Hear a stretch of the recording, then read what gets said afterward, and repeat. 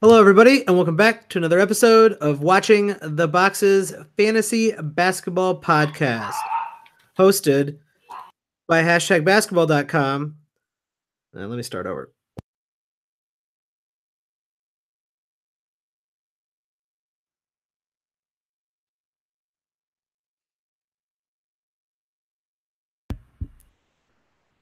Hello, everybody, and welcome back to another episode of Watching the Boxes Fantasy Basketball Podcast, hosted by #basketball.com.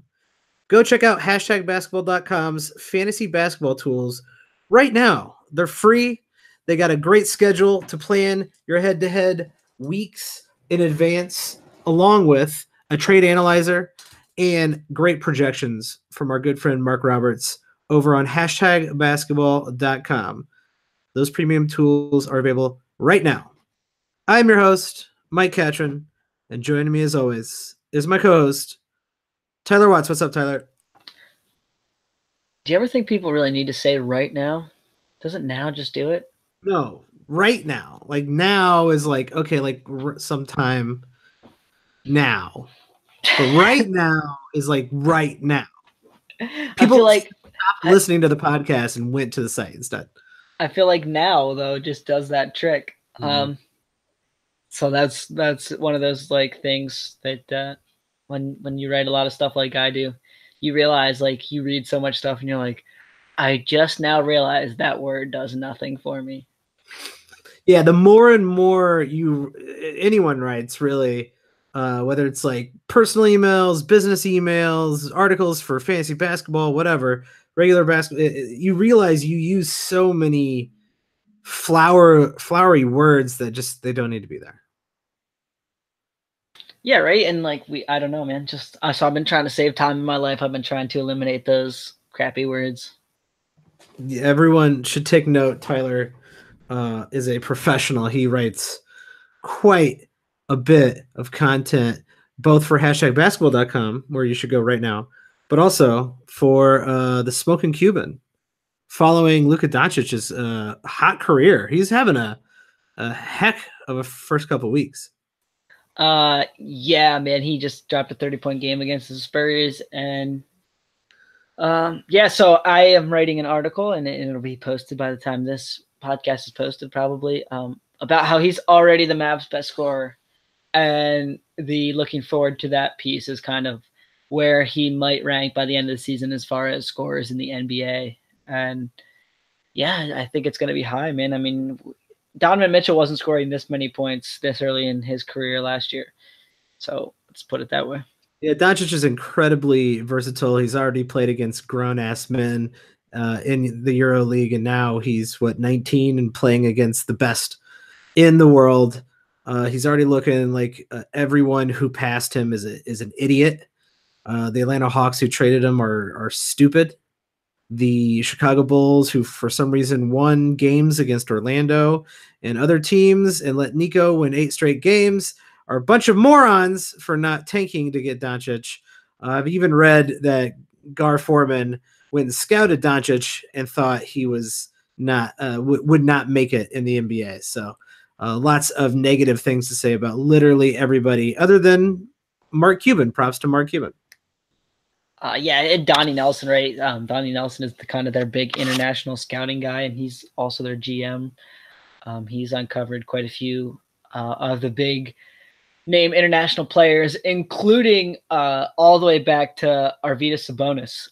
That's kind of like his first hit that kind of really put his name on the map. So yeah. Yeah, Sabonis.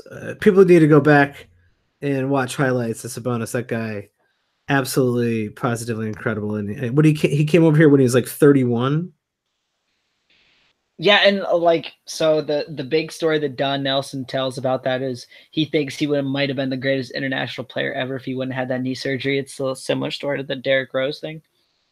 Yeah, it's tragedy. But that's enough about the Dallas Mavericks' excellent scouting. Let's talk about the scouting we've been doing on the waiver wires for this week. There's a lot of hot pickups out there, a lot of people coming off the wire. We're going to be looking at both Yahoo and ESPN, looking at who's been added quite a bit, and maybe even a couple guys who've been dropped and just kind of tell you what we think about those moves by a lot of people. And I'm going to start out with Yahoo's #1 ad right now, up to date. This is today, and I'm actually no. You know what? I'm not surprised by this. #1 ad has been the man himself, Frankie Nicotine, Frank Nicolita. Close? No. Nilakina. Sure.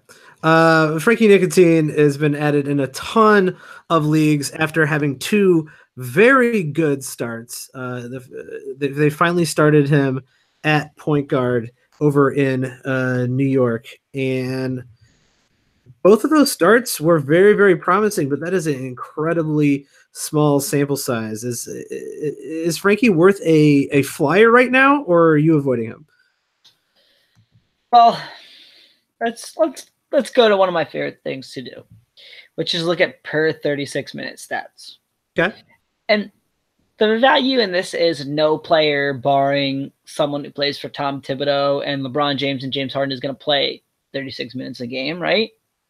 So what I like to do is look at these stats and think to myself, how valuable would this guy really be if he was getting the absolute most minutes he could possibly get, and then kind of adjust back to where I think he's going to play. So if you think he is going to play 30 minutes a game, it's a pretty simple, multiplication thing. It would be, 5/6 of the time. So you can basically just plug it in and figure it out. So Ntilikina's per 36-minute stats, okay? 1.4 steals. That's nice. I'd buy that, right? 3 rebounds, and it was 3.7 last year. So, okay, that's all right for a point guard if that's where you're gonna play him, or even shooting guard. Like, okay, get 3.5 rebounds, not bad. 3.8 assists. Yeah, I mean, I feel like that's going to be higher. I think that's just like the sample size is weird. Well, okay, so if you look at last year, it was 5.3. Yeah, okay, that's better. That's not bad.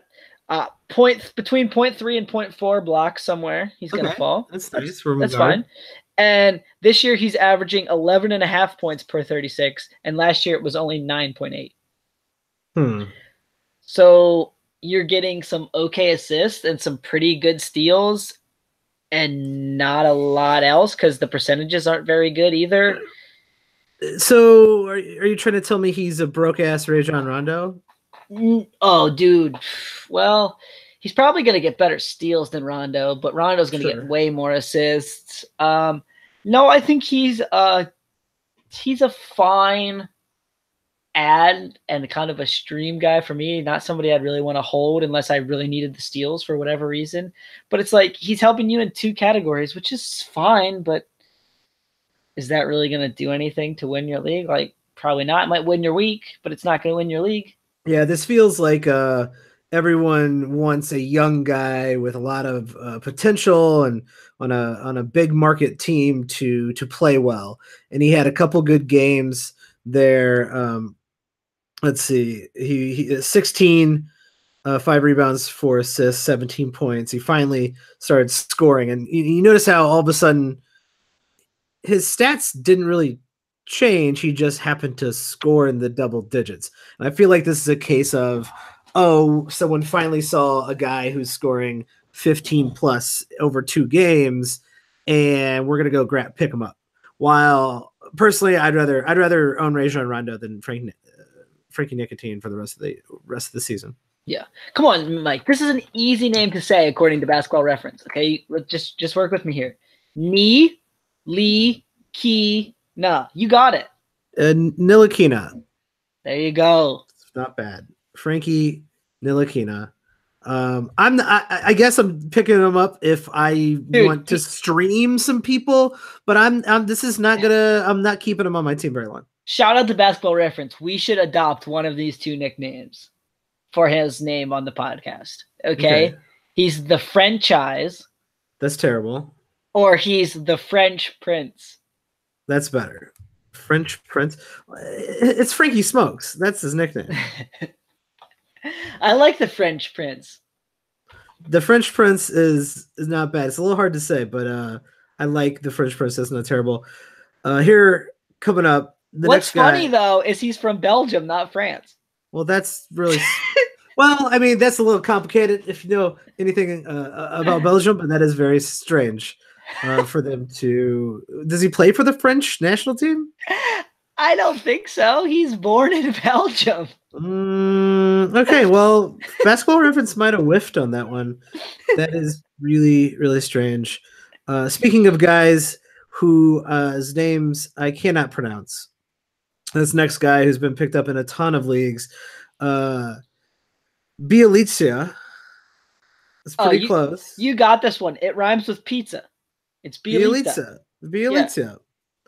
I'm not even going to try to say his first name. Nemanja Bielitsa. Nemanja Bielitsa. A guy who I think was kind of promising in Milwaukee, and now Sacramento. We've talked about him, I think, at least once before, where he's playing well enough to own in standard leagues. He's only owned in 27% of ESPN leagues. He's only owned in those types of leagues. Dude, he's owned more than Robert Covington somehow. God. Yeah, that doesn't make any sense. I'm telling you, there's a bug. There's a bug in the system there. So I found out. I believe now their standard game is points. I'm not 100% positive about that, but I found out that a higher percentage of their league are points leagues, and in their points league, I think they value points relatively highly. So maybe that explains the whole Robert Covington thing. Is he's obviously not a big scorer. He's just really good in some other categories. And so because they're not playing categories, or they're not playing, roto or head to head, they're playing points. That could be the culprit of why Robert Covington is not so owned. That is really dumb. Also, on top of that, that makes sense why that fantasy cast thing exists. Because I'm like, oh, fancy cast, that could be cool.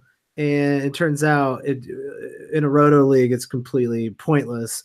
By the way, still don't know how many games I've played per position in my roto leagues, because that option to figure that out literally does not exist. So I hope there's still a game total. I have no idea. ESPN, this is not, it's just unacceptable. It's uncalled for. Are you sure it's not in there? Feel free to let me know when you find it. Okay. I just can't imagine that they deleted that feature altogether. I can't either, but then again, ESPN has shit the bed all off season and season long, so there's that. But Bielitsa is being, I think he's probably should be owned in all leagues. Currently 20th per game, playing only 27 minutes per game, kind of like a poor man's Nico Mirotic. So here's the weirdness of Bielitsa for me. He's doing a lot of things that we've never really seen before. He's blocking a shot per 36 minutes when the most in his career he blocked is 0.7. His highest per 36 minute total in points, 12.2. His now is 18.9. 1.3 steals was his highest per 36 minute total for his career in Minnesota. He's now 1.7. 2.8 assists is now 4.4. 7.4 rebounds is now 8.3. I think we're seeing that. Obviously, this is the first time someone's believed in him, right? He started every game. Yeah, that's what I was gonna say. This is the first time he's been given the opportunity to play extended minutes, and when you start playing extended minutes, you are able to bump all your stats just a little bit. So here's what I'll say. Here's the kind of three places I'll take this. He's shooting an unsustainably high field goal percentage and 3-point percentage, right? He's not going to shoot 53% on threes. He's not going to shoot 57% on field goals, but he's shooting well below what he probably should shoot on free throws. He's probably closer to a 75% free throw shooter, and he's shooting below 70. All told, that probably works out to him scoring 12 points a game as opposed to 14. Yeah, that's fine, but he's still going to get you some decent rebounds. About a steal, maybe not a full block, but at least he's going to block a shot every once in a while and hit a couple 0.6, 0.7. The assists are what he needs to keep the standard league value, if you ask me.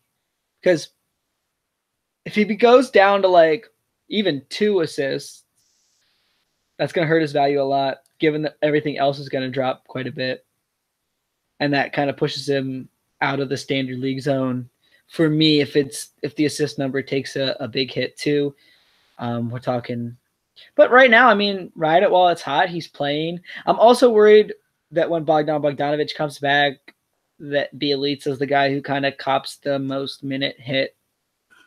Just because I think that Jaeger does some crazy stuff. Yeah, that could be true. It's hard to trust him. I do think it's for me. Let me ask you a question. Does he finish in the top 100 9-cat at the end of the year? I'm gonna bet no. Okay. And this is what I was gonna say is for me, it's a ride it while it's good, and then if you see a couple games where it's like 20 minutes or he's just not really producing much, I would get rid of it just because from covering the Kings last couple of years, I know Jaeger's rotations kind of get all over the place. Kosta Koufos is back now. Would I be surprised? Would you be surprised to see Kosta Koufos playing 25 minutes and Bielitsa playing 15? Like, oh my god! And we can all say that it shouldn't happen, right? But that doesn't mean that Dave Jaeger won't do it. Mean that Dave Jaeger played freaking Zach Randolph how many games last year? And every game he played him, it was like 25 to 27 minutes. Yeah, but every game you get to see Zach Randolph play is a treat. It's like dessert. The black hole. That's what his nickname should be, the black hole, because that's what he is on offense, man. He gets the ball and he just refuses to pass. Melo's worse. Well, yeah. But at least Melo was at one point like a 25 point a game scorer. Whatever. I respect Zach Randolph. And I think his game is obviously boring, but my God, can he do it? Let's talk about another guy whose name I'm going to. I think I got this one. I think I got this. This guy is being picked up in quite a few leagues. Pascal Siakam. How's that? Ooh, that's not bad. That's not bad. You're getting there. There you go. Is this the Mike can't pronounce anyone's name episode? Is that what? Well, it turns out, yeah. Everybody who's getting picked up off the waiver wires has a name that my Midwestern upbringing never got to experience. Siakam has been playing over the last 3 games pretty close to like over 30 minutes, and in those games has been able to get some good points and rebounds. Plus, man, 8 steals over the last 3 games. A lot of that feels unsustainable, but he is an interesting fantasy prospect. Well, and it's worth saying that OG Anunoby has been missing some time. Kawhi Leonard missed a couple games in there for his load management. I like how they're calling it that. Like if you look at the official injury report, which the NBA releases this year, you can go on NBA.com and find it. That is nice. That's a really, really good. It's let's see if I can get it. It's an incredibly cool spreadsheet that they have. Like they release it at like 1 p.m. and 5 p.m. or something like that. And they release it 3 times every day. Yeah. 1:30, but it never comes out until around 2 Eastern. And then 5:30 Eastern, and then 8:30 Eastern. And 8:30 Eastern mostly focuses on games going on tomorrow. And so, but it usually doesn't come out till like a half hour before that till they get the spreadsheet all curated and all that. Or half hour after the time. So it's usually like 2, 6, and 9. But it's really cool. And every time that they put Kawhi Leonard on there that he's out, it always says load management, not like rest or anything, which I always find funny. That is a little strange. So here's the thing I'll say about Siakam, though. So he's been getting more minutes because those guys have been out. But I mentioned him as a guy to look at who's not playing that many minutes, but could be pretty darn good. If he gets the minutes, he looks like an interesting kind of maybe steal block, 3-pointer type guy. Now, the 3-pointers aren't great yet, but if he can get you a steal and a block a game, right, we're talking like Danny Green territory, that could be interesting. He's also a good rebounder and can score a little bit.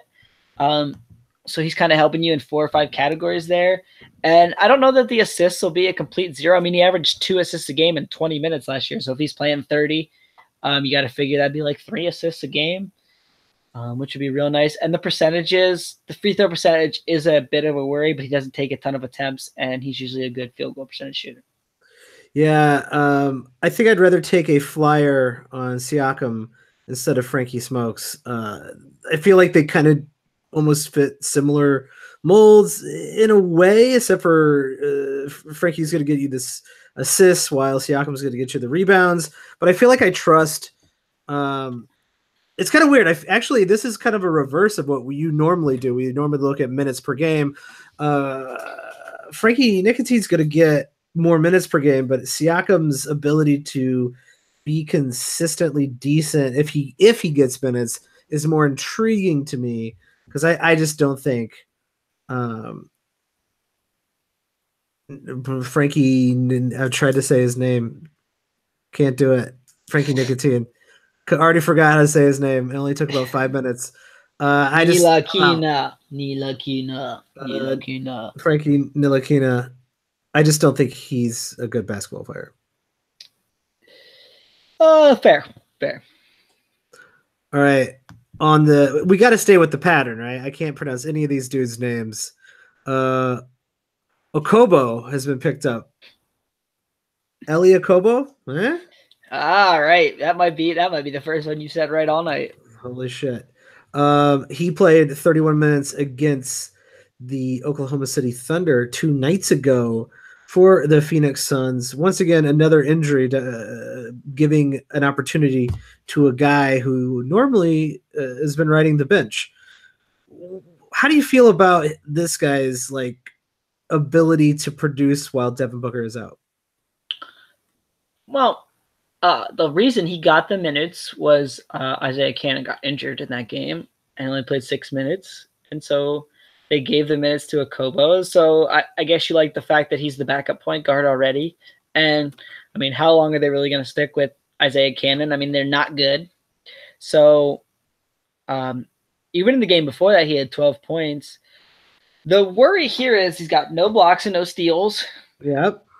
And I don't know that it's any guarantee that he's going to get you a lot of assists despite getting it one time. He's only 21 years old. Before this season, he had played in a French league that was not super, super competitive. So he's making a big leap to the NBA, right? We're not talking like a Luka Doncic thing. We're talking a much bigger leap. And he's also shooting a very good percentage, which I don't know that sticks. Especially we see a lot of rookies kind of get exposed. So I'm a little concerned about Okobo, but at the same time, if he's playing 30 minutes, it's a total upside flyer that I'd probably be willing to take. Yeah, he seems like someone who, if they got no other choice, right, and they don't right now, they're gonna let him play point and run the offense through, and that's worth at the very least taking a flyer and streaming him just a little bit. Once again, more excited about him than just the fact that I don't know anything about him. And maybe this is just wrong, but I feel like I'm going to get a little bit more out of him than Ntilikina over the next week. Let's say week. Yeah, right. We don't know what Devin Booker's status is. They play on Wednesday night, and he's questionable right now. So it doesn't seem like his hamstring injury is super bad. But at the same time, we've seen a lot of guys miss a month with a hamstring injury, and he's missed a couple days right now. I think it's less than a week still. So, it could be 2 or 3 more weeks. It could be he could be back on Wednesday or on Friday when they play. It's kind of up in the air right now. All right, let's talk about a couple other guys, and feel free to shout out any of the guys you've been seeing picked up in your leagues, Tyler. I want to talk about someone who actually this guy's been dropped in a lot of leagues. That's a little bit surprising. Kyle Anderson. That feels like a big mistake. Yeah, and I mean, we talked about my affinity for Kyle Anderson earlier in the year. So the theory is they originally started the year with Chandler Parsons starting, and Chandler Parsons has since gotten hurt. I know you're shocked, Mike. So Kyle Anderson's still only playing 22 minutes a game right now, and he's not really scoring at all, and he's not really blocking any shots, and he's not getting a ton of steals. He's also shooting a very terrible field goal percentage. A lot of people don't know or maybe they do know and they're just not paying attention to, is he missed pretty much all of the preseason with a sore foot. I think it was a heel. Don't quote me on that part though. And so he's still kind of just rounding into form, right? These are kind of been his preseason games so far. He's starting now that Parsons is out. He's playing a little bit more. I think he's going to continue to play a little bit more. I think he's going to find that rhythm on this team, and he's going to be pretty darn good for fantasy. So I wouldn't be dropping him, but I understand in those shallower leagues, it's hard to hold on to a guy like that. Yeah, when a guy's not producing and you're in a 10-team league, it's just kind of like, well, you got to play the odds, right? Is anyone going to pick him up? Probably not. So if no one's going to pick him up, there's no reason to have him on your bench sucking if there's somebody good out on the waiver wires. So like, even though we do like these types of guys, like Kyle Anderson, who are really good type of like Danny Greens, that are good fantasy producers, block steal type of guys, counting stats type of dudes. If they're not doing anything for you, then there's no reason to hang on to them, if just for the fact that maybe in like 3 weeks they're going to be playing fairly well. You could probably just pick him back up off the waiver wire here in 2 weeks when he starts to pick it back up again. Yeah, that's all fair stuff. And I get it. Like, some people just want to see a couple of good games. I'm not super worried about Kyle Anderson. I'll say that. Like, if he's on my roster now, I won't know that I'd drop him, just because I think we've probably endured most of the bad stuff, and he should pick it up relatively quickly. The last guy I'm going to talk about is Rodney Hood. After the Kevin Love injury, quite a few people are picking up Rodney Hood, and I believe mostly because he's shooting the ball a lot and scoring at an incredibly good rate. I don't know. I don't think terribly sustainable, but Rodney Hood is now a primary focal point in the Cleveland Cavalier offense. Well, and we've seen Rodney Hood play this kind of minutes and score a good amount of points. Rodney Hood's another guy, though, who doesn't do really anything else for you. He shoots a poor field goal percentage. His free throws are fine, but they're never on high volume. He barely rebounds. He barely assists. He doesn't steal, and he doesn't block. So I don't really know why you want Rodney Hood. I guess the upside is that he's going to score a little more, assuming that the whole reason Tyronn Lue was fired in Cleveland, and while Larry Drew might be the coach or somebody else, I don't think that's quite been decided yet, is that they don't want J.R. Smith and Kyle Korver playing. They want some of these younger guys like Hood and Jordan Clarkson and Colin Sexton to get the minutes. So maybe if he's playing 30 minutes a game, he can maybe get you 15, 16 points, but that's about all he's going to give you. So I guess if you really, really need points, maybe, but other than that, I don't really see picking up Rodney Hood. Yeah, not the worst thing to do if you need to stream in some points, get him in there. Probably if he's playing that well, ends up being in the top 100. So I guess that's rosterable, but only for that period of time. Yeah, and I mean, just he's not sexy, and I don't see any way that he like blows up either. So to me, that's not the last guy I really want to hold. I mean, I'm fine streaming him in for a game or two if I need the points for the week, but other than that, I'm not adding Rodney Hood for any length of time. That is super fair. That is all the guys I had. Tyler, did you have anybody else that you really are desperate to talk about? No, I will say this about the whole waiver wire thing too. We're just giving ideas, and we are looking, below a certain percentage owned.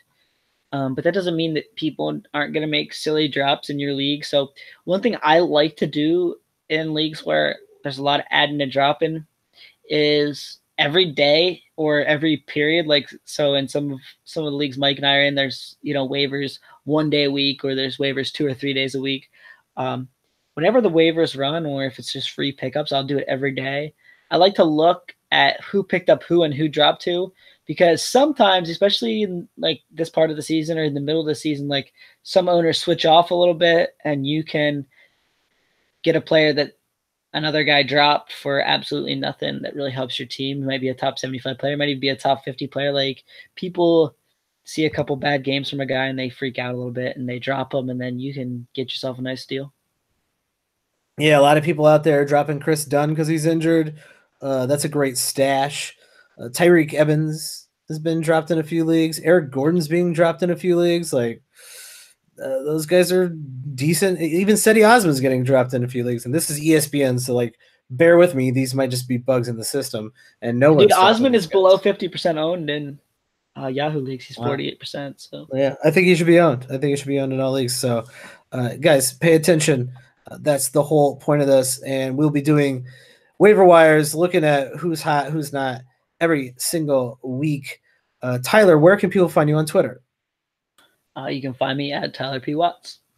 And you can find me at Watch the Boxes. If you guys like the show, send us feedback, rate, review the show and whatever you're listening to, or go check out our Patreon.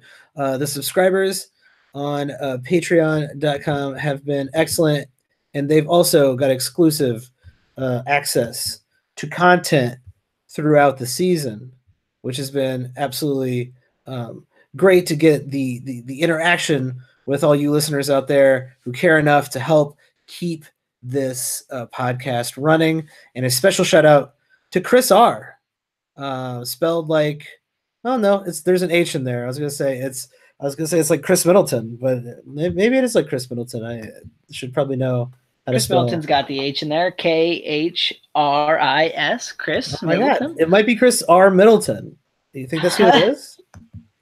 Anything's possible. He does know that we love him, so yeah, we've been shouting him out for years. So respect to Chris, possibly Middleton, who subscribed not too long ago. Shout out to you. And if you guys want to subscribe and join possibly Chris Middleton, that's patreon.com/watchingtheboxes. And we will see you next time.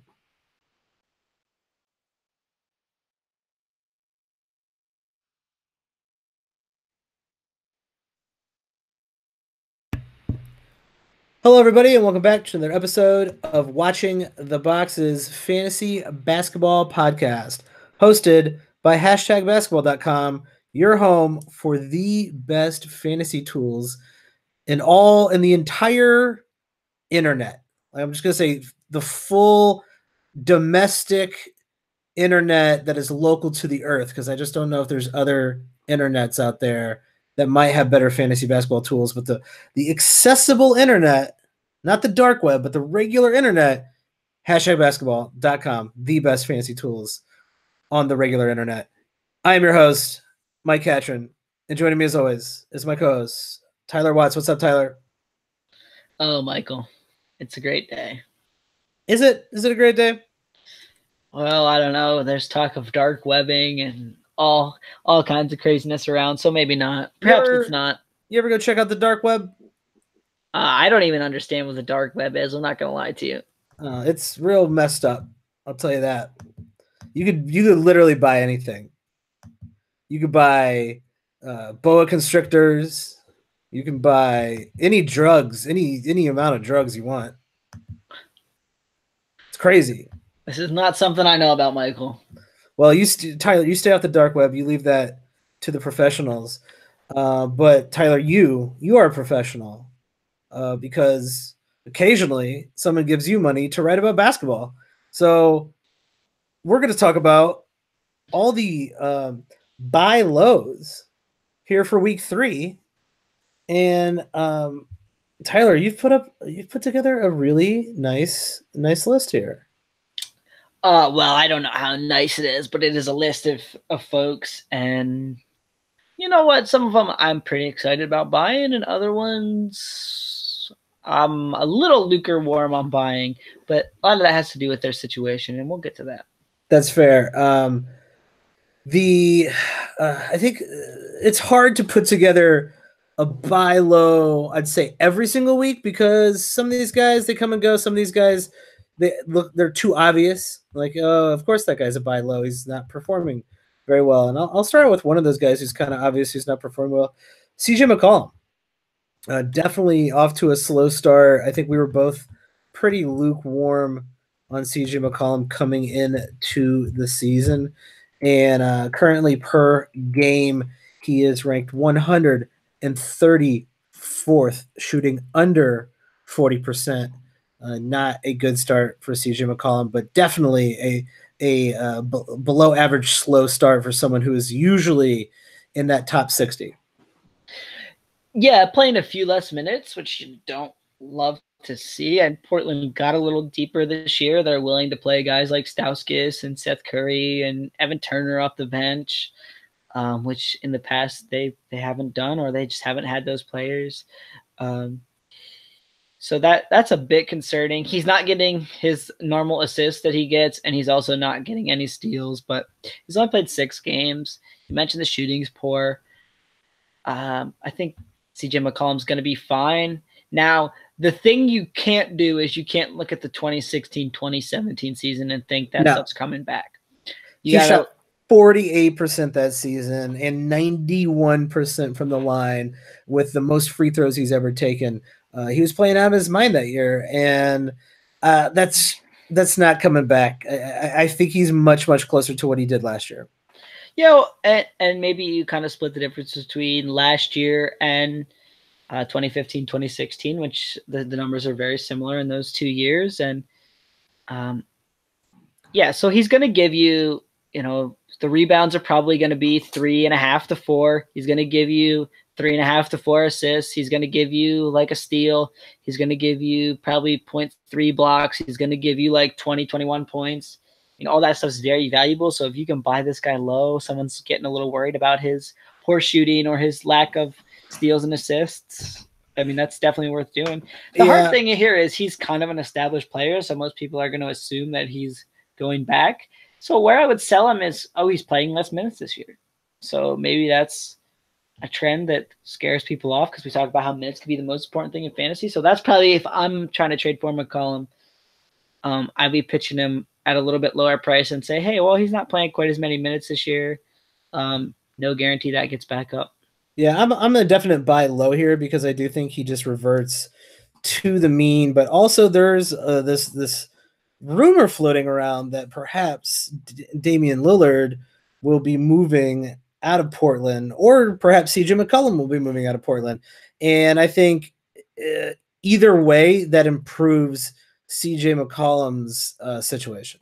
I don't think they would move him to a team where he's coming off the bench, because I think CJ McCollum's too good to come off the bench.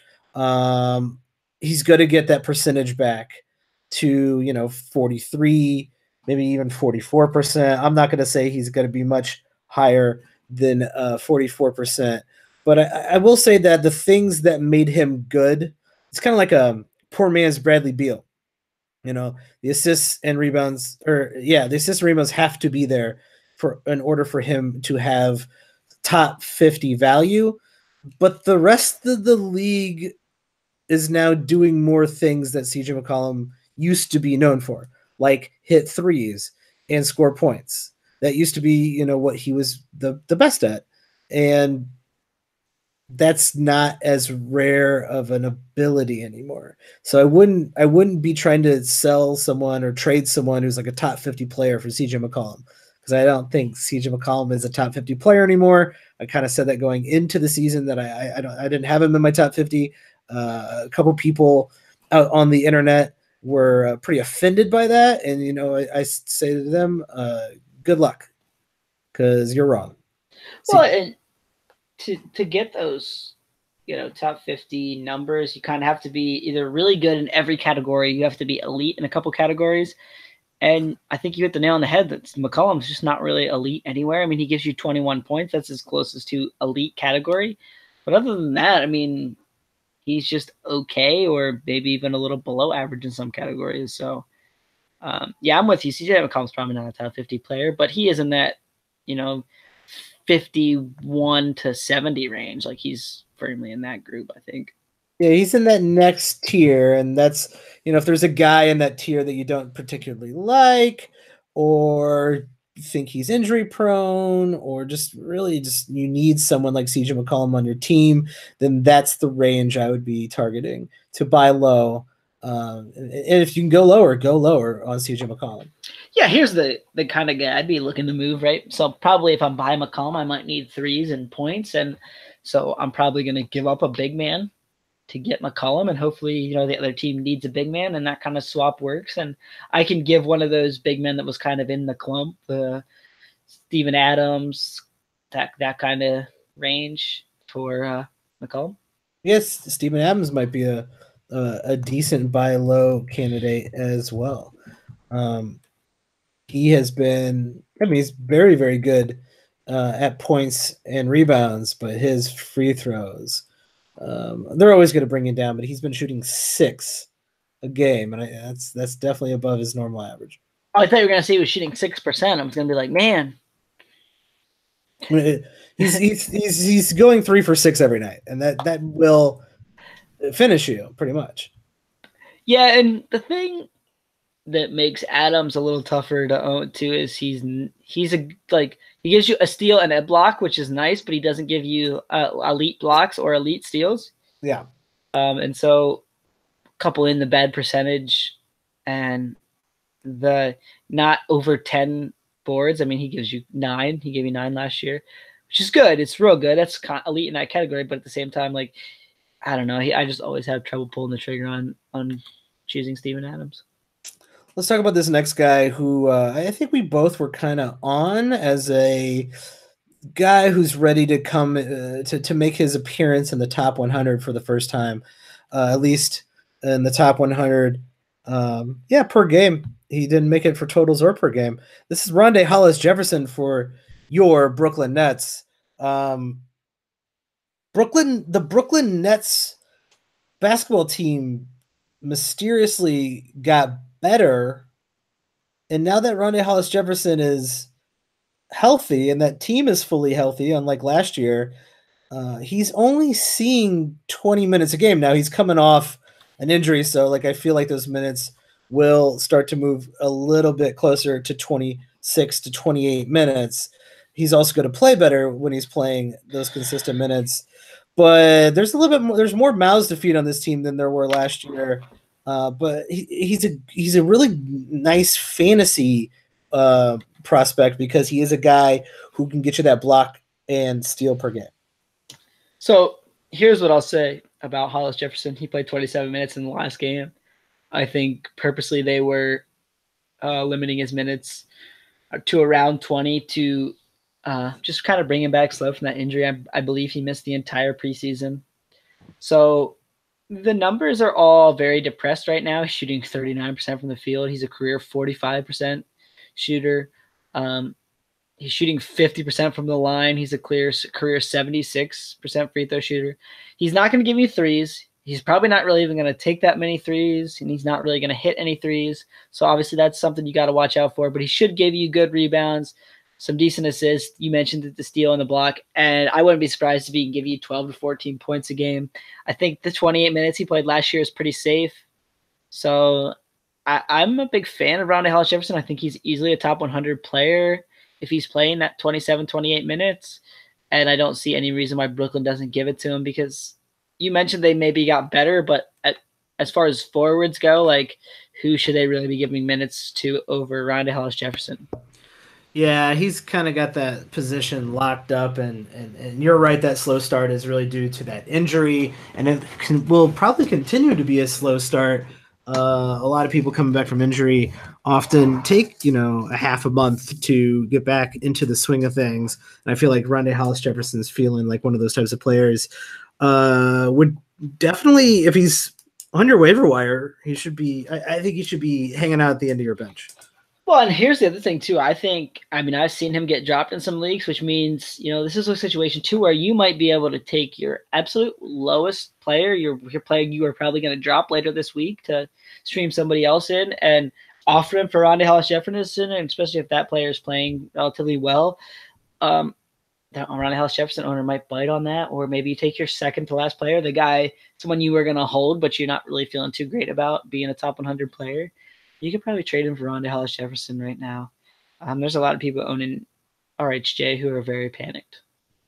Yeah, for sure. I like his versatility. He's definitely not someone who's going to,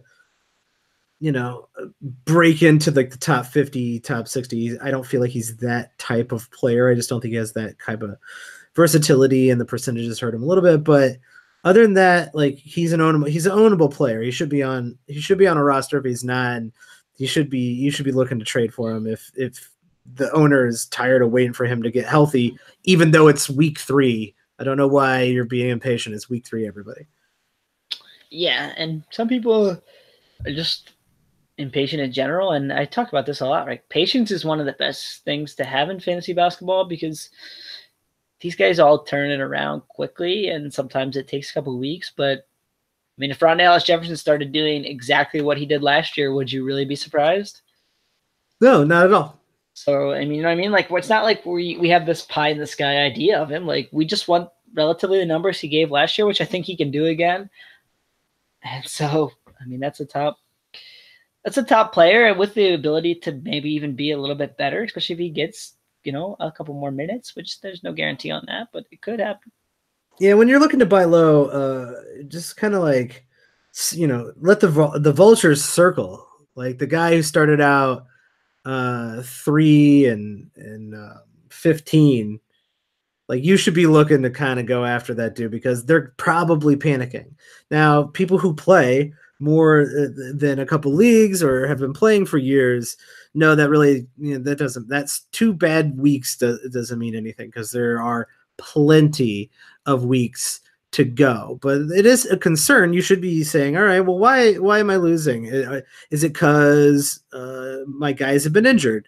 Or has it been because I played really good teams those first 2 weeks? So you want to make sure if you're struggling right now, what's the real reason you're struggling? Is it because your team sucks? Because if it's because your team sucks, you might need to start moving some players around, figuring that out. But there's a good chance it's because you played some pretty decent teams, or you just had some bad luck. Maybe you were almost in both of those weeks, but you barely missed, you know, most of the categories. Mike, why are you struggling in your own boring redraft league? I'm not. That's what I'm trying to tell you, Tyler. I am not struggling, but also I'm really focused on that dynasty league because I'm gonna sweep almost everybody in the dynasty league. Mike has like 3 wins in his own league, just so everyone knows. He's like 3 and it's an 8-cat league, right? So you're 3 and 13 so far. Easier to make that up in the 8-cat league versus the 9-cat league. If it was a 9-cat league, I would have the wins and the turnovers, I assume, because my team has been very injured. So, like I said, I don't think my team is bad. I think there's some improvements that could be made. But if my team was healthy, well, and it's worth mentioning too that it's a 16-team league, so you get injuries, especially to your top couple guys. The waiver wire is very sparse. So, I made a stream because one of my guys was hurt and there's an IR spot in that. So I put the guy on IR and I picked someone up. And the best player to stream for yesterday that I could find was Maxi Kleber for the Mavericks, who got me a steal and 2 blocks, but pretty much absolutely nothing else. That's great in a 16-team league. Yes, it was a good stream. Don't get me wrong. But at the same time, he gave me like 3 rebounds and I think he missed all 4 of his field goal attempts. So he gave me 0 points. Yeah, we're gonna have to figure this out next year. I think it's obviously a little late now, but 16-team league is probably the max. That's probably the biggest league we should be playing in. If we can get it closer to 10 to 12 next year and just do 2 leagues, that's probably the direction we'll go. Yeah, and if we can do 3 leagues or whatever, and we could also too like maybe do a kind of tiered structure system where the guys who win next year go into like all the winners go into that's a good league, idea. and all the middle tier guys go into a league, and all the bottom tier guys go into a league, and that may make it more fun for everyone. I like that idea, Tyler. You are thinking ahead, and that is why they pay you the big bucks. Speaking of big bucks, no, there's nobody on this list who play for the Milwaukee Bucks. Damn it, that was gonna be a great segue. Speaking of big time Bucks. This guy is not on the Milwaukee Bucks, but he's on the Atlanta Hawks, which is close enough. Dwayne Dedmon, who is just coming back from injury as well, has played 4 games and in just limited minutes. He's played one of the games he played 26 minutes. That's fine. He had 13 rebounds, but in limited minutes he has been playing as the per game valued 60th ranked player in just 20 minutes per game, and that's just because he's been fairly efficient. Also, 2 blocks a game doesn't hurt. So Dwayne Dedman with John Collins out. Dwayne Dedman was fantasy relevant last year. Why would he not be fantasy relevant this year? Yeah, and some people have been letting me know that they're a little bit worried about Dedman because he's shooting 45% and he's only playing 20 minutes and he's only getting 9 points and he's not really getting any steals and he's not really getting any assists. And to that I say, you're missing the point of Dwayne Dedman, which is he's really good in limited minutes and he's still getting you the nearly 8 rebounds and he's blocking more shots than he's ever blocked right now. Dwayne Dedman's probably a top 100 player, and there's people panicking on Dedman, dropping Dedman. So, I mean, if Dedman's available in your waiver wire, I'd pick him up. And it's kind of the same situation as Ronda Hollis Jefferson. If you can trade one of your last 2 or 3 players on your roster to get Dwayne Dedman, I'd do that in a heartbeat. Absolutely. If someone's got him on a team, they're just sitting him on the bench. They're not even playing him if their roster's full. You got to go hassle that guy. Be like, hey man, I'll take Dedman off your hands. Dedman is going to be perfectly fine, even when John Collins gets back. So, like, this could be a situation where while John Collins is out, Dwayne Dedman starts playing really well. Once he starts playing like 26, 30 minutes a game, he might turn into a sell high at that point. But you better pick him up now before he becomes a sell high, because when John Collins gets back, they're going to share those minutes. But even in that shared minutes, I think Dwayne Dedman is still a top 100 player. I'm with you there. All right, who else is on this list, Tyler? We got okay, we're going to save your boy for last, but we're going to quickly talk about Gordon Hayward. He's made the list twice, Tyler. Are we sure this guy's a buy low? Yeah. Or is he just low? I'm pretty sure. So the thing is, they're still limiting the minutes, and people are freaking out about that, but I don't understand why, really, because if you flip it to the per 36 minute numbers, they don't look that bad. I mean, he's getting 2.1 steals per 36 minutes, which isn't sustainable. But he's getting you some still the good rebounds. I think he's going to get some assists, especially on the Celtics team once they iron out kind of all playing with each other. The points may not be quite as high as we hoped. He may be closer to like 17, 18 points a game, but I still think he's going to give you like a steal. He's going to give you good assists. He's going to give you good rebounds. He's going to shoot a relatively good percentage once he gets back and healthy. So I'm not worried at all about Gordon Hayward, really. And I think a lot of people are. And I've seen a couple of trades that people have offered me that said, someone offered me and it's like barely a top 100 player and they get back Gordon Hayward. And I'm like, you got to do it, man. The vultures are circling, man. And the limited minutes, it's kind of weird because, like, I don't know why people are missing that minutes number right there. He's playing 24 minutes a game. And in that 24 minutes a game, he's only shooting 42%. But the other he's shooting below his career average, and he's playing less minutes. Everything else looks fine. The other Celtics help it though, because like people like, oh man, this Jason Tatum's team, this Kyrie Irving's team, they got Al Horford, they got this guy, they got that guy. So Gordon Hayward, man, he's just gonna take a back seat. Like I think that narrative plays into it. They just have so many mouths to feed, but Gordon Hayward's Gordon Hayward. Like Gordon Hayward's a really, really good player. Yeah, he's going to be fine. It might take him half the season to get back. It might even take him till the All-Star break to get back into form. But if you got him hanging around for your playoffs and you traded him, you bought low with the 90th ranked player, congratulations, because he's probably going to be Gordon Hayward's definitely going to be a top 50 player by the end of the season. Yeah, so Gordon Hayward is someone definitely I'll be looking to buy. All right, the last guy on this list in our top buy lows? Buy low? Yep, it's buy low. I almost screwed that up. Nick Batum, your boy, a guy who's so inconsistent all the time. He's like a buy low every 3 weeks. So the weird part about this Hornets team is, what have the Hornets been doing? Like, they're playing. I don't know. I haven't watched one game. They're playing all kinds of crazy rotation-ness with Michael Kidd-Gilchrist and Miles Bridges and this guy and that guy. So here's the goodness of Nick Batum. 34 minutes a game for Mr. Nick Batum. He's shooting relatively what he always shoots. He's just not getting the shot attempts. So you got to think that shifts, right? That eventually Batum starts trying to score a little more.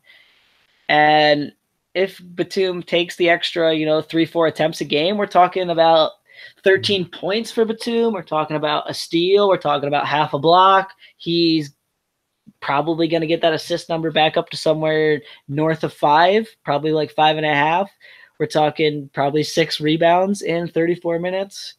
That sounded like a real good player to me, and he's just not quite producing those stats yet. So I see a lot of people panicking like, oh, Nick Batum's scoring less than 10 points a game in 34 minutes. I got to get rid of him. I got to dump him. Like, man, Nick Batum's getting dropped in some leagues, man. If Nick Batum's on your waiver wire, like, you got to pick up Nick Batum. I don't know, like, if you've never owned Nick Batum before, this is the reaction every single year. Every single season, people who've never owned Nick Batum before are like, what the hell did I pick this player for? He doesn't do anything. He gets 11 points, 10 points. He's only getting like 5 rebounds. Like, what's going on? And he's shooting 41%. It's like, yeah, but like when you combine 12 points with 5 assists and 5 rebounds and a steal and a half block and 1.5 3-pointers, you have yourself a guy who consistently, boringly, but consistently contributes to your overall cat totals every single game when he is healthy. And sometimes that's usually the straw that breaks the camel's back is, okay, I've been dealing with this up and down Nick Batum crap, and then he got hurt. I'm done. And that's when the Nick Batum drops start happening. It happens every year. This is the story of Nick Batum. In order to own Nick Batum, you have to have patience. And so those numbers, those counting stats that he gets, they're boring, but they're going to add up. Yeah, and some people say, oh, Batum's past it now too, because I mean this is his age 30 season. He's not quite 30 yet. He turns 30 in December. I just think he's Nick Batum, man. I think he's just the same player that we've known and loved for the last decade. Yeah, so I'm gonna buy low on Batum. If I could buy low, especially anyone like outside the top 100, I feel like that's a real good buy. If I have to come inside the top 100 a little bit, I'll probably still do that. That's fine. Like Batum's gonna be Batum at the end of the season. Yeah, and we talked up Rondae Hollis-Jefferson earlier. Nick Batum's a better Rondae Hollis-Jefferson. Oh, no doubt about that. Like, that's who Rondae Hollis-Jefferson wants to be. Good luck. I think that's it. So, yeah, that's a pretty solid list. Obviously, Gordon Hayward in the minutes restriction. CJ McCollum off to a slow start. Rondae Hollis-Jefferson, Nick Batum, basically twins at this point. And then also the coming off the injury, Dwayne Dedmon. Those are the top 5 buy lows for week 3. Tyler, you got anything to plug? So obviously you can find my weekly streaming piece on #basketball.com. That works. It goes throughout the whole week, so you guys can go to the #basketball fantasy page and find it. It shouldn't be too hard. Robert Covington's rolling today on the headline of the piece because it talks a lot about Covington and how ESPN messed up his value. And then obviously for the Smoking Cuban, I am doing a piece about how Luka Doncic is already the best scorer on the Dallas Mavericks. Those are all things you should go check out. And the easiest way to figure that out is to follow Tyler on Twitter at Tyler P. Watts. That is WATTS. And you can find me at Watch the Boxes. Hit us up on Twitter with feedback for the show, stuff you want to hear, or if you got questions about your team. We're always willing to reach out to our listeners. And for all you Patreon subscribers out there, shout out to you, patreon.com/watchingtheboxes. I hope if you enjoy the show, you will go check that out and become a subscriber and get access to exclusive content. We'll be back soon with more content. Have a good one.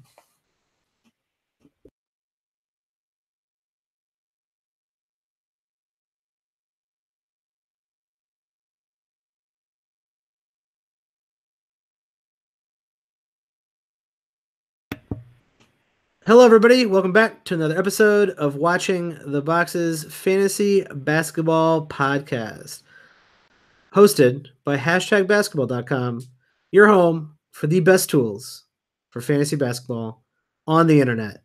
They got an incredible trade analyzer, projections by Mark Roberts, and dynasty rankings, along with the best NBA schedule to plan your week. That is at hashtag basketball.com. Go check it out. I'm your host, Mike Catron, and joining me as always is my co-host, Tyler Watts. What's up, Tyler? Michael, I'm just looking forward to hearing you butcher the names of many men on this podcast.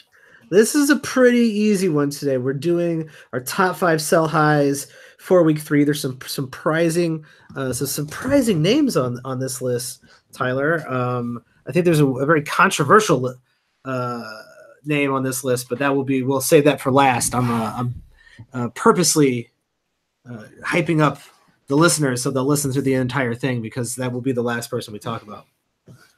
I look forward to it. As do I. Let's get right into it. Selling high this week. This feels like a guy who will make this list until he's injured. And his name is Danilo Gallinari, who is playing excellent right now. Obviously, his knees are made of glass or possibly sand. It could just be sandbags in there. I'm not really sure what's going on with Gallinari's life, but he has been relatively healthy for the first 6 games of the season, playing 30 minutes a game, and currently ranked per game in 9-cat Roto Leagues 27th overall. Basically a primary member of this LA Clippers team. It's gonna be hard to sell high on Danilo Gallinari with his reputation, Tyler. Oh, okay. I'll buy that. But what did you pay for Gallinari? Probably at a pick outside the top 100. So if I can buy anybody inside the top 100, so perhaps Rondé Hollis Jefferson, I think I could make that swap pretty easy right now. Yeah, that's a little too easy. I'd be with as well as Danilo Gallinari is playing. I'd look up the board a lot further. That's the kind of swap you're gonna have to make in a league with people who know what they're doing. Yeah. Now, obviously, if you're in a league where some people don't, I mean, sure, if you could trade Gallinari for a top 50 or 60 player, like that would be obviously the gangbusters deal. But at the same time, like I'm really just looking to move Gallinari for somebody I feel pretty good about being healthy and someone I feel has a little bit more full season value than Gallinari, because sure, Gallinari is great until the wheels fall off him. Here's the other thing too, where you pick Gallinari this year, you're probably safe to just ride him and then drop him when he gets hurt, because you picked him outside the top 100 anyways, right? So you that was a guy you probably expected to stream some anyways. Yeah, so maybe you just ride and then die. It depends on, like, if you're in a league with a bunch of people who know what they're doing, that's probably your best value. Here's the other, to ride him until he's done. Here's the one thing too I want to say about Gallinari. So I get that some people think he's super fantasy valuable, and this year he's been better, but he's a career 42% shooter from the field. That's not very good. He gives you 0.8 steals per game for his career and 0.4 blocks. Again, not very good. He gives you 4.7 rebounds and 2 assists per game. Again, not really that great. Like, for his career, he's basically just a points guy. Well, he's a bit of points, threes, rebounds. Like, he's rebounds, 5 rebounds for a small forward. Yeah, fine. What's wrong with that? That's okay. It's better than 3. True, but like I don't think that's really like anything that I'm counting as a huge positive. No, I think what people remember is the few years where he was on the Nuggets and he was actually healthy and he was a top 30 player. And over the years with those injuries, people are just saying like, man, if you could just play, if you could just stay healthy, if you could just play. And the league has turned everybody into the prototype that Danilo Gallinari was once a rare commodity when he came into the league. And he was a big. I mean, threes was one of his better categories. And he was one of the better shooters in the league. Now 2 threes Everybody a shooting game threes. is nothing. Yeah, everybody is Danilo Gallinari. Nico Mirotic is a better Danilo Gallinari. There's tons of guys out there who hit threes, score points, get some rebounds. It's really a prerequisite to be playing in the league right now. It was, I think his like half a block, half a steal kept him afloat, but Daniel Gallinari, we just know, like I said, his knees made of sandbags. You got to move on from him very soon. Probably the best advice, and it's hard. It's hard. It's going to be hard. Blake Griffin and Danielle Gallinari to be like, these guys are playing so well.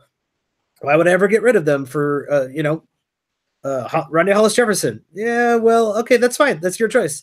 You might get more value writing these guys out, but I'd give them a month, and then I'd start to get a little bit worried once the wear and tear gets on those knees. They start to break down in January. So you got till the end of the year, I think, to ride these guys, and then I would try to move them. Let's talk about the next guy on the sell high list. One of the greatest blooper reel players of all time, JaVale McGee, having I'm actually, well, yeah, he's a sell high because of where he's ranked and how well he's playing. But like, I don't know, like, is this also a case of you're going to have to ride JaVale McGee on out because this is the player he's going to be. He's not going to play 30 minutes a game, but in 24, 25 minutes, like you were saying in the preseason, Tyler, leading up to this season, you were high on JaVale McGee. He said if he gets the minutes and there's no centers on this team, well, that's exactly what happened. And he's averaging 15.6 rebounds and 3 blocks a game.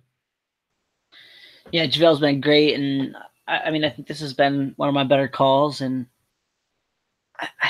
so here's the kind of way I'm going to go with it. I'm probably riding JaVale McGee. Just I don't think I'm going to get the value I want to get for him. I think JaVale can probably be a top 75 player, and I don't know that anyone else is going to throw me a top 75 player for him. Now, obviously, the injuries are a little bit of a concern with JaVale McGee. He hasn't played a ton of games. Looking back over the last 5 years, some of that didn't have to do with injuries, though. It had to do with him just kind of being out of rotations. This Lakers team really doesn't have anyone else to play as a center, so they're going to need JaVale to play minutes every night. Yeah, so it's going to be hard to trade JaVale, but at the same time, like, some people are going to look at the numbers and be like, oh, man, I really want that. And if you can make the deal, make the deal. Let me throw a question at you, Tyler. I can guarantee you that JaVale McGee will average 24 and a half minutes per game this season, and he will play 69 games. Is he a top 50 player? Probably not top 50, but he's in that top 75 range.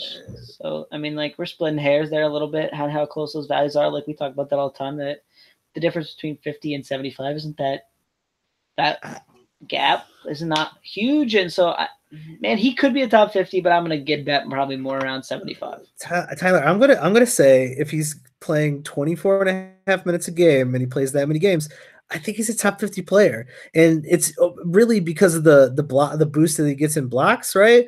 I think the steal numbers are maybe a little high right now, but he doesn't do anything else incredible other than his field goal percentage. But I feel like the field goal percentage and the blocks will be enough to keep him in the running for a top 50 player if he plays that many minutes a game. There could be a world where playing JaVale at the 5 becomes something that LeBron does not want to do. That definitely could happen. And what LeBron says goes. He is the coach of every team he's ever been on. And as you can see, Ty Lue disappearing from the face of the earth after the horrible start from the Cavs. I don't know what they were expecting to happen with that LeBron James, and now that Kevin Love is here, I don't know why the Cavs expected to win any games with Ty Lue. So why did Ty Lue start the season with them if they're going to fire him 6 games in?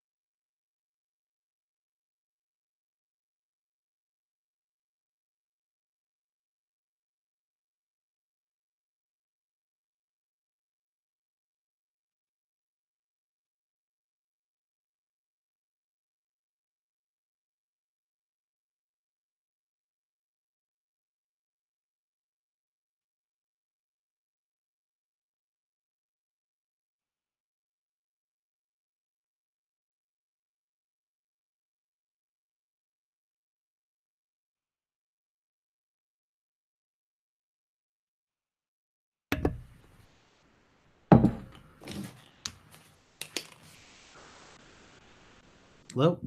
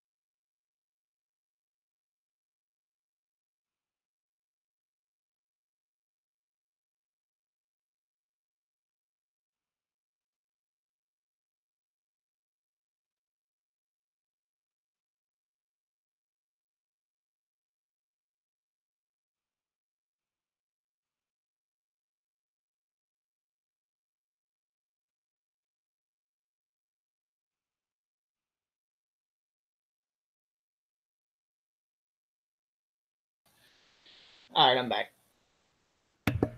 Cool, no worries. So I said, why did they bring Ty Lue into the season if they were just going to fire him after 6 games?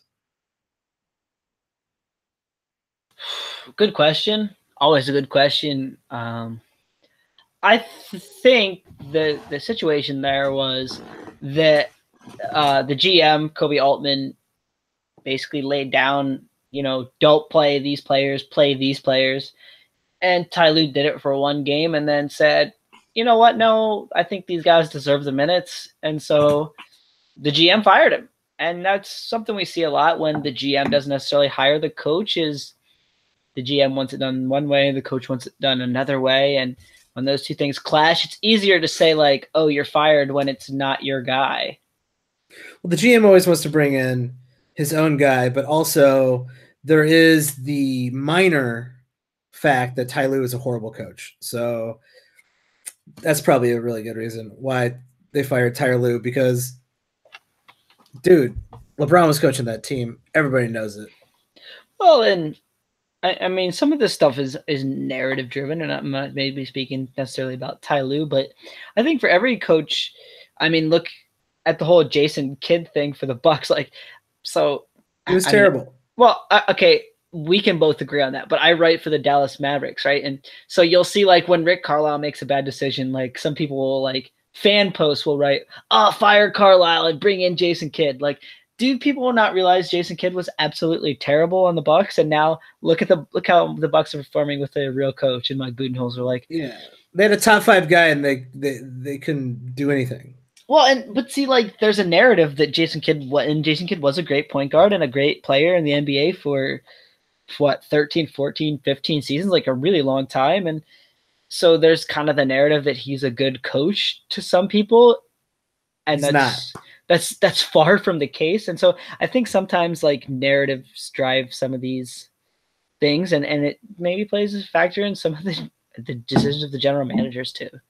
Yeah, here's the thing. If you ever see someone bitching about Rick Carlisle, I will trade Fred Hoiberg for Rick Carlisle any day of the week. Did you catch this ESPN thing where they ranked the coaches from all 4 no major American professional sports? Is Fred Hoiberg last? I did not necessarily see where Fred Hoiberg was, but the top 3 coaches in the NBA. You want to guess who they ranked? And I only know this because the third man was number 12. So they were all in the top 12 in the 4 professional Do you want me to guess who the top 3 coaches in the NBA are, or where they ended up on the list? No, I want you to guess who their ESPN's top 3 were. Okay, it's Pop, Brad Stevens, and then my guess would be probably Rick Carlisle. You nailed it. And it was even in that order, I believe, although Brad Stevens might have been at first, but Rick Carlisle was definitely third. And he was like 12th or 13th on the list. Bud might be 4th. Yeah, Bud had that, what was it, 64 win Hawk team with Millsap and Horford, and then obviously Bucks are the only undefeated team. Yeah, Bud is actually ranked 30th on here. That's pretty good. Yeah, it was. D'Antoni's ranked 19th, ranked ahead of him somehow. It was a kind of a fun list to read, and if you're a big sports fan and you follow some of those other sports, it was kind of cool that they tried to compare who was a good coach against who was a good coach. Because I mean, that's not the easiest thing in the world to do. No, it's not. Let's get back to buying. Selling high, not buying low. We already did that one. Go check out our buying low podcast that is already out. This is the Selling High podcast. The next guy on this list is an old dear friend of ours, Rudy Gay, in his 39th season in the league. Somehow he is playing great. He's currently per game ranked 45th, playing 30 minutes a game. And I feel like I already know where you're going with this, Tyler. 30 minutes a game seems pretty high. So maybe that's not where I'm headed with this. Much as I'm headed with this, that people remember him as a relatively big time scorer, right? He's had 3 seasons in his career where he's averaged over 20 points, and he's had a whole lot where he's averaged 18 or better. Those were all in somewhere between 37 and 33 minutes a game. He's now playing 30. He's shooting 52% from the field. He's a career 45% shooter. He's getting 8.5 rebounds in 30 minutes. His career high in rebounds is 6.5. I'm sorry. So Rudy Gay was always a really high valued fantasy asset, and he may be even undervalued in some of those years in Sacramento and Memphis and the quick stop in Toronto. And now I think he was kind of, I don't even know, was he even getting picked in a lot of leagues? Like some of the leagues I was in, he was one of the very last picks. You know, he was one of those last like, 2-round type of guys. But now I just don't really see this value sustaining. Like, to me, he's averaging 14.7 points right now. To me, he's looking more like a 13-point a game scorer. He'll probably get you like 6 rebounds and, I mean, probably 1.2 steals, which is fine. Yeah, he's overachieving for sure, but I actually feel like there's some pretty easy tells here. He's not going to shoot 52% from the field for the rest of the season, and he's not going to play 30 minutes for the rest of the season. Yeah, right, and that's kind of a pop special, is to keep kind of, especially these guys, under 30 minutes. So I don't know what you could sell him for necessarily, but Taurean Prince might be too much. Like you maybe get Taurean Prince, but I doubt it. Like, I'll say this, with these players, you know, like Rudy Gay, who have some name value, you can a lot of times sell them for a little bit more than they're worth, especially when they're producing good stats. Like, hey man, Rudy Gay's back. He had a bad year last year because of that Achilles injury, but he's back now. And I just don't really think that's the case. Yeah, I think you're right about that. Next up on the list is a guy. So let me say something quick before you name the name. Sure, go ahead. So these last 2 guys on the list, I put on there for a very specific reason. And I think, okay, so this is where I was going with this. I think you're going to say they're so highs. I maybe have a different take. So one of these guys I feel like is, and the last guy I don't. So, and the last guy, I have a very specific thing and a very specific question I'm going to ask you when we get to the last guy. Let's get to it. The guy that you have listed here as the second best sell high guy is a guy who's starting out the season really well. DeAndre Jordan, who is currently per game ranked 16th, shooting 81% from the free throw line, which is obviously not sustainable, but playing 34 minutes a game and having a really good start to the season, 14 points, 15 rebounds, and almost 2 blocks a game. He seems motivated to play defense once again, getting his block numbers back to a normal rate for his career. I feel like a lot of the stuff he is doing right now, minus the free throw percentage, is very sustainable. Yeah, and I don't think a lot of other people are thinking that way. I think some other people who own him are thinking, "Man, I'm going to sell high." Right? He hasn't scored 14 points a game in his career.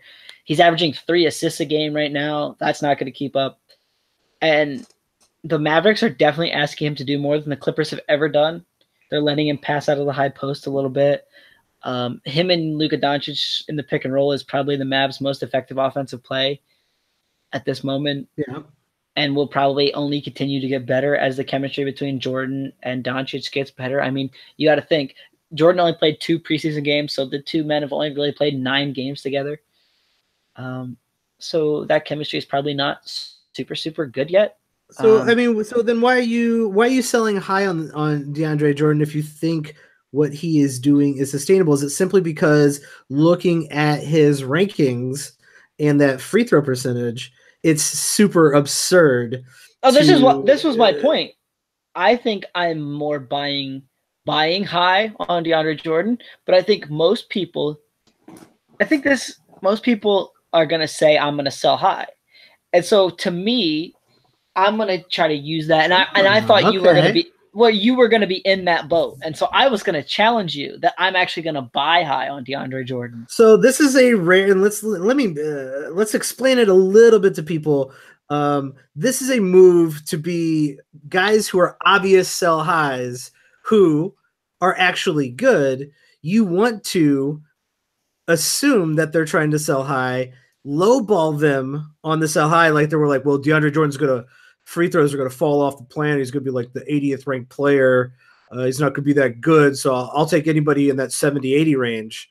All right, great. If you give a guy in that 60 to 80 range for DeAndre Jordan because the guy's trying to sell high, I mean that would be actually buying low somehow because the guy's just trying to get rid of a DeAndre Jordan.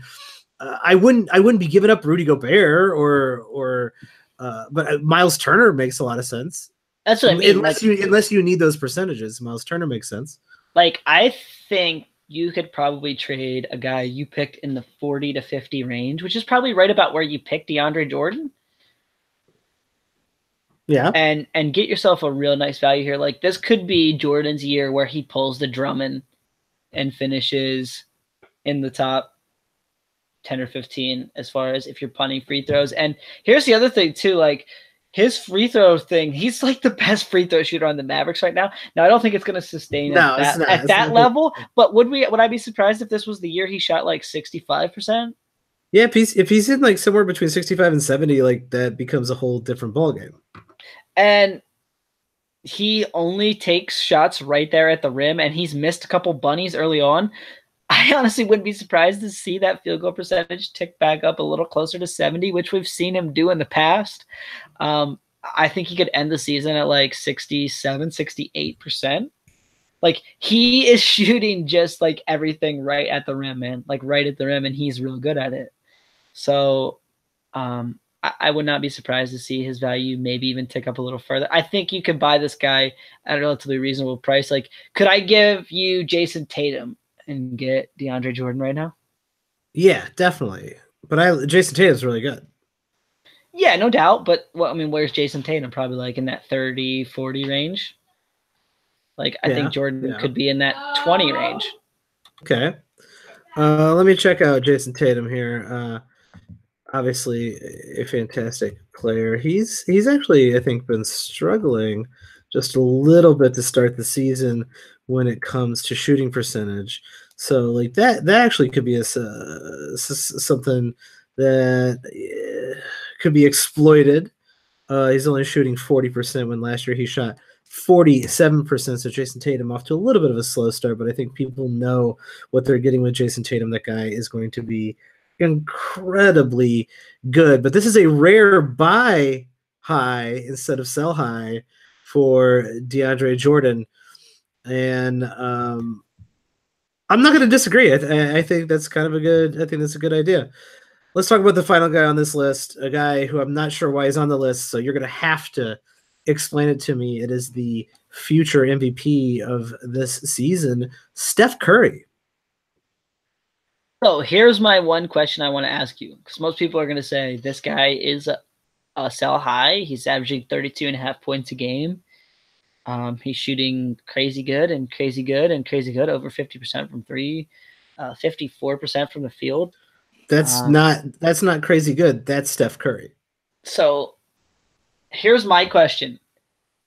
I have Steph Curry. I can have any one player in fantasy in a trade for him.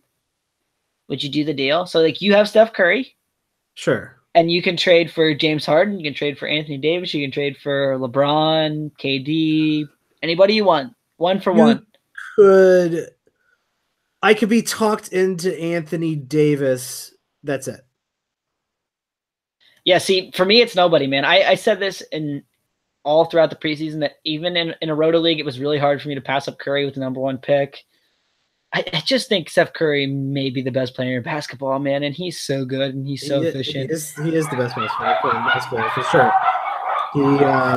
He is the best basketball player in the league. And a couple years ago, his MVP season, he broke fantasy basketball. He was so utterly incredible. And I'm going to read some numbers for you. 30 points, 5 3-pointers a game, 5 rebounds, and almost 7 assists with 2 steals. Here's what he's doing this year: 32 points, 6 3-pointers a game, 5 rebounds, 5.5 assists, only 1.5 steals. So the 2 steals aren't there. So that will probably keep him from completely breaking fantasy basketball. But everything else is starting to line up that Steph Curry wants to be the MVP. And his MVP year, he broke fantasy basketball almost. I would probably wager a majority of people who own Steph Curry won their league that year.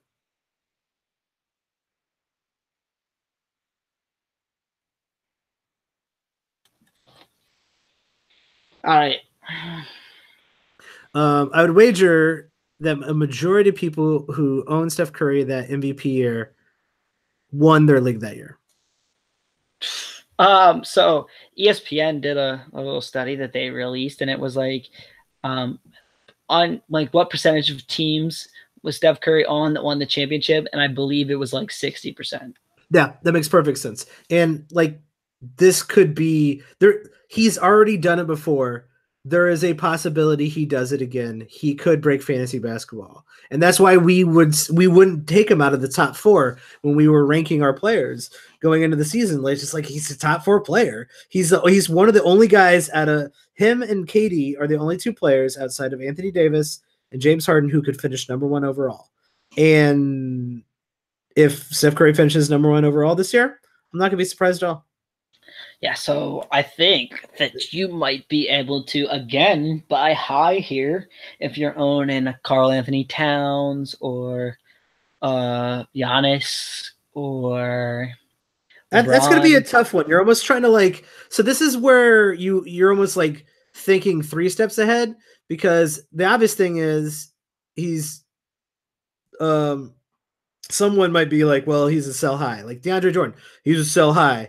So you are thinking another step ahead and saying, well, obviously he's going to try to sell him high. So but I think he's good. What I'm going to do is I'm going to buy him high, and that's going to actually help me because I'm actually buying low by buying high. I mean, that sounds convoluted, but it's 100% true. If you have Kawhi Leonard and you can get Steph Curry for a 1-to-1 trade, you do it.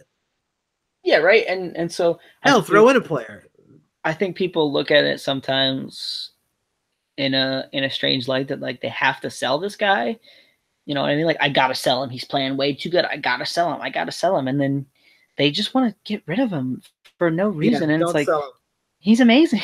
and so I think you use that kind of buy low, sell high mentality in reverse sometimes, and you can get a player on the cheap, even though, you know, he's quote selling high. If you think the player is going to be something that the other guy doesn't, sometimes you can buy low and he can sell high, and you can both end up happy. Yeah. Sometimes you got to think 2 steps ahead, and that is one way to do it. And I like that take, Tyler. It's with DeAndre and with Steph Curry buying high. Seems like actually it might be beneficial to your season. The other guys, Rudy Gay, JaVale McGee, and Daniela Gallinari, sell high. And I think that is pretty obvious why those guys are sell highs as well. All in all, a very good list for week 3 here, Tyler. Tyler, where can people find you on Twitter? You can find me on Twitter at Tyler P. Watts. Perfect. And you can find me at Watch the Boxes. Guys, if you like the podcast, please rate and review us wherever you are listening to this, or join the Patreon. Subscribe to our Patreon at patreon.com/watchingtheboxes. Shout out to all our Patreon subscribers out there. You guys help keep this podcast running, and we're going to be providing exclusive content to you all season long. So shout out to our Patreon subscribers at patreon.com/watchingtheboxes. Listeners out there, we are always looking for feedback. Hit us up on Twitter. If you like the mailbag that we did earlier this week, let us know. If you want to hear more stuff like this or anything else, we are always open to suggestions. We want you to participate because we want this podcast to be for you. It is always for the listeners.